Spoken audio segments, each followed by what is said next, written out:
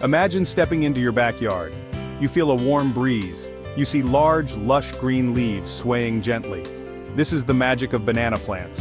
Growing banana plants can turn your garden into a tropical oasis, and believe it or not, it's easier than you might think. Their big leaves create wonderful shade and add a very exotic look to any space. You can feel like you're on vacation every day. The benefits of growing banana plants go beyond beauty. You get to enjoy fresh, homegrown bananas that taste much better than store-bought ones. Plus, you know exactly how they were grown. No unknown chemicals or long transport times. Some banana varieties are small and can grow in pots on a patio.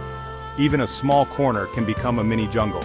The broad leaves provide a sense of enclosure, making your garden feel private and serene. Get ready to transform your garden. Many types of banana plants exist, and choosing the right one is important for your garden. Some varieties are very tall, while others stay quite small. Consider your space before you pick. The dwarf Cavendish is a popular choice. It grows to about 8 to 10 feet tall, a manageable size for many home gardens. It produces sweet, medium-sized bananas. If you have very limited space, consider the super dwarf Cavendish. This variety is even smaller, usually staying under 6 feet tall. It can even be grown in a large pot, making it perfect for patios or balconies. Despite its small size, it still produces tasty fruit. Another interesting type is the plantain. Plantains are different from sweet bananas and are usually cooked before eating. Growing plantains adds variety to your garden produce. Banana plants need a good home to grow well. Choosing the right spot is the first step to success. These plants love sunshine and need at least 6 hours of direct sunlight each day. More sun usually means more fruit and healthier growth. So, find the sunniest spot in your garden. Also, think about wind. Banana leaves are large and can be torn by strong winds. A spot with some protection from harsh winds is ideal. The soil for your banana plant is very important. Banana plants are heavy feeders and need rich, fertile soil. The soil should also drain well. They don't like to have wet feet. Poor drainage can lead to root rot, which is a serious problem for banana plants. To check drainage, dig a hole about 1 foot deep. Fill it with water. If it drains within a few hours, the drainage is good. Preparing the soil before planting is crucial. Start by clearing the area of weeds and grass. Then, dig a large hole. Mix the soil you removed with plenty of organic matter. Compost is excellent for this. Good soil preparation gives your banana plant a strong start. Once your site is ready, it's time to plant. You will likely start with a banana sucker or a small potted plant.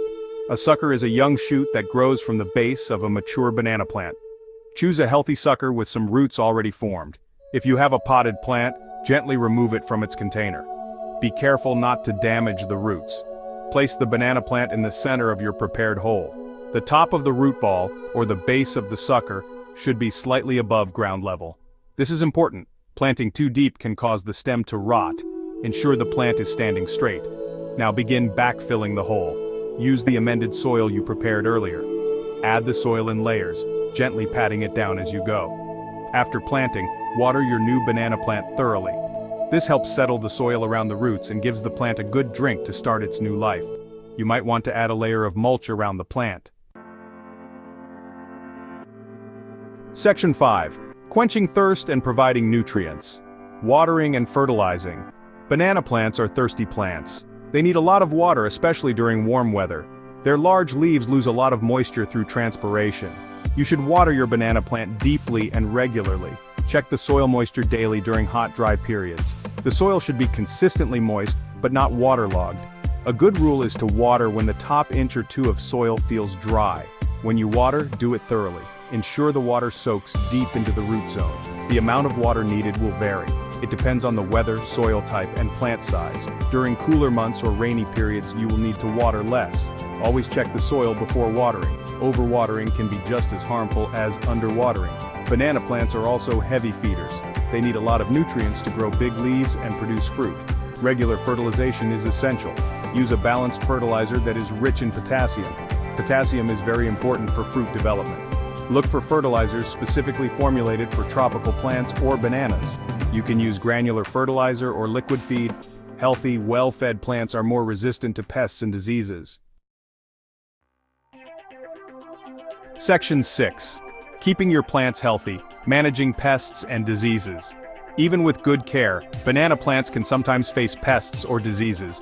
Being aware of common problems helps you act quickly. Aphids are small insects that suck sap from leaves. They can cause leaves to curl or yellow. Ladybugs are natural predators of aphids. You can also wash aphids off with a strong spray of water. Spider mites are another common pest. They are tiny and create fine webs on the undersides of leaves. They thrive in dry conditions. Increasing humidity can help deter them.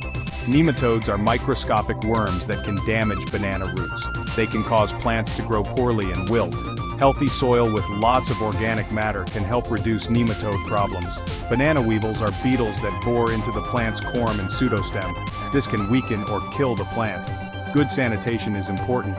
Remove any dead or decaying plant material around the base. Fungal diseases like Sigatoka leaf spot can affect banana leaves. Good air circulation around the plant helps prevent fungal issues. Healthy plants are generally more resistant to diseases.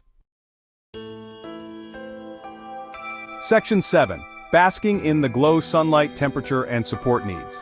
Banana plants are true sun lovers. They originate from tropical regions where sunlight is abundant. To thrive and produce fruit, they need plenty of direct sun. Aim for at least 6 hours of full sunlight each day. 8 hours or more is even better. If your banana plant does not get enough sun, its growth will be slow.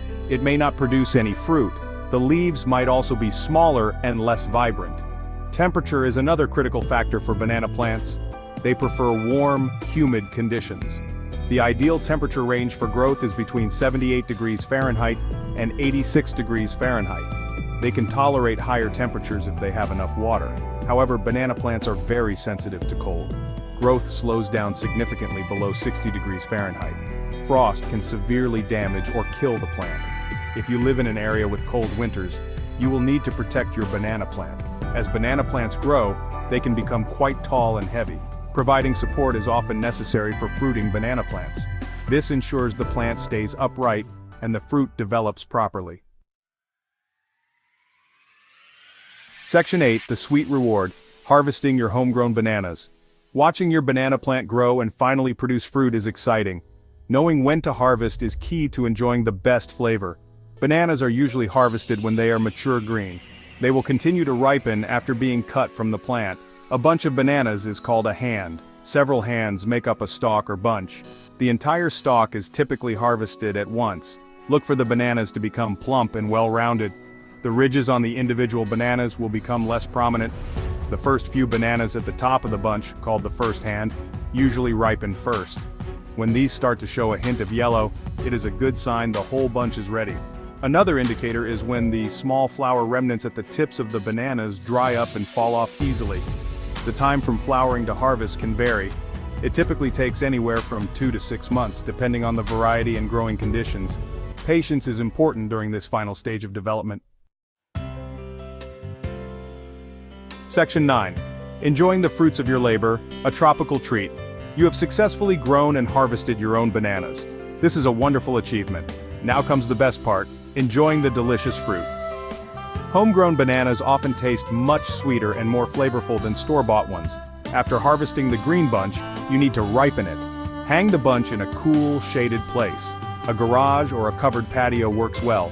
Avoid direct sunlight, as this can cause the bananas to cook rather than ripen properly. The ripening process will begin. The bananas will gradually turn yellow. This can take several days to a couple of weeks. The speed of ripening depends on the temperature. Warmer temperatures speed up ripening. Cooler temperatures slow it down. You can separate individual hands or even single bananas from the bunch. This can help if you want some to ripen faster than others.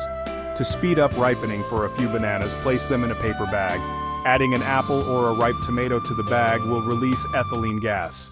This gas promotes ripening.